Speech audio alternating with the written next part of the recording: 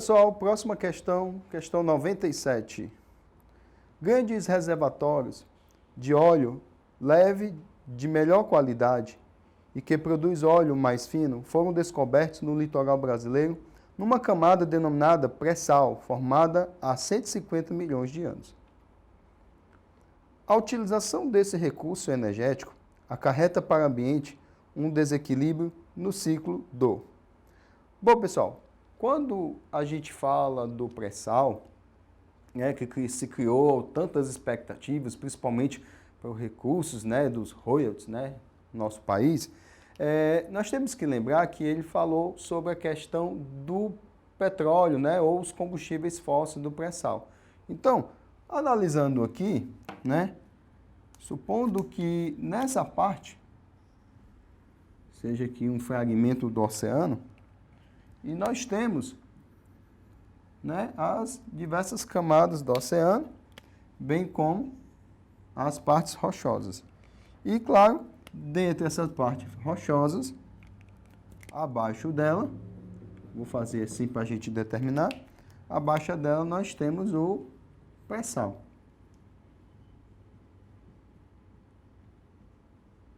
Bom, então, olhe bem para cá.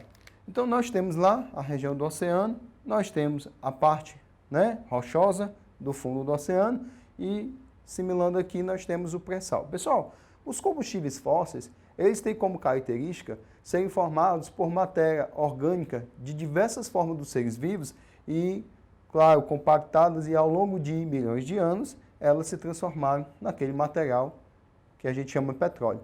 Aí que está. A base desse material são as chamadas cadeias carbônicas. As cadeias carbônicas, por sua vez, que formam as moléculas orgânicas dos seres vivos em forma viva, né? Vamos dizer assim, elas estão constituindo as moléculas em funcionamento no nosso organismo, por exemplo, e dos demais seres vivos. Quando os seres vivos, após a decomposição, as transformações, essas cadeias carbônicas ficam mobilizadas nessa região, em outros compostos. E quando esses compostos, por sua vez, a partir da exploração, conseguem ser retirados, né, ou obtidos, essa matéria, né, esse composto do petróleo, bem como as cadeias carbônicas, né, nos seus respectivos produtos, elas serão liberadas. Claro que a busca desse pré-sal é o uso do combustível a partir da queima.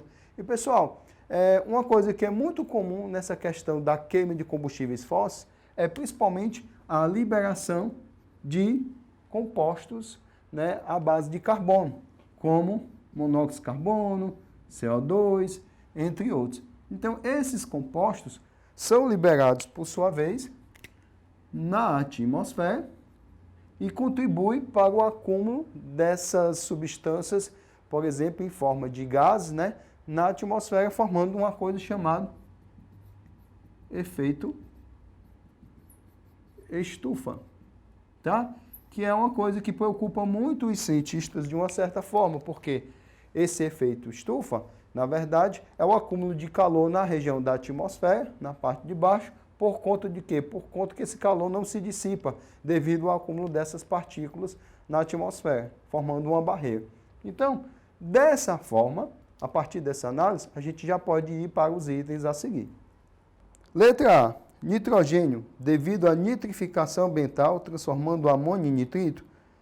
Bom, pessoal, esse item não seria adequado porque esse processo acontece no solo e isso acontece normalmente a partir da ação, por exemplo, de micro-organismos e esse nitrito e, consequentemente, também até o nitrato, eles são aproveitados por plantas, né? E isso é importante para o ciclo, por exemplo, do nitrogênio. Letra B. Nitrogênio, devido ao aumento de compostos nitrogenados no ambiente terrestre. Pessoal, a questão do nitrogênio, ela se dá fundamental porque o nitrogênio é um componente fundamental para a formação, por exemplo, de proteínas. Então, o ciclo dele vai acontecer, mas não à base de carbono. Ou seja, ele está falando combustíveis fósseis e a queima dos mesmos, liberando partículas à base de carbono e não de nitrogênio. Então, nem a letra A e nem a letra B vai ser o item, vamos dizer assim, mais adequado para a questão. Mas vamos olhar o item C. Carbono, devido ao aumento de carbonatos dissolvidos no ambiente marinho. Pessoal, olha uma observação que eu quero para vocês. Pessoal, carbonato de cálcio ou outras formas de carbonato que está no ambiente marinho, geralmente os carbonatos, eles são partículas formadas em formas de crosta, ou seja, eles são geralmente, na sua maioria, formas sólidas, encrostadas, principalmente porque ou eles estão em componentes rochosos, ou eles estão dentro, formando carapaças, por exemplo, de molúsculos, crustáceos, entre outros seres que têm carapaças de proteção. Então, os carbonatos geralmente estão na forma sólida e não dissolvidos, tá certo? Vamos lá para o item D. O item D diz assim: carbono, devido à liberação de cadeias carbônicas aprisionadas abaixo dos sedimentos. Olha aí, galera, os carbonos, exatamente as moléculas carbônicas que são, poluentes ou são liberados a partir da retirada do pré-sal, então seria o mais adequado, por exemplo, por quê? Porque estavam formando sedimentos que estavam lá, bem guardadinhos, no seu local específico lá, e o homem, com sua tal tecnologia, obteve, claro, no sentido de obter progresso, melhoria da questão da busca de fontes de energias, enfim, mas lembrando que não é um tipo de energia renovável. Isso aqui é um recurso limitado, claro que vai durar bastante, mas é um recurso que um dia vai se acabar. Então, o nosso item mais adequado seria a letra D. Vamos só ver o item E, só para a gente ter certeza, Fósforo, devido à liberação de fosfato acumulados no ambiente marinho.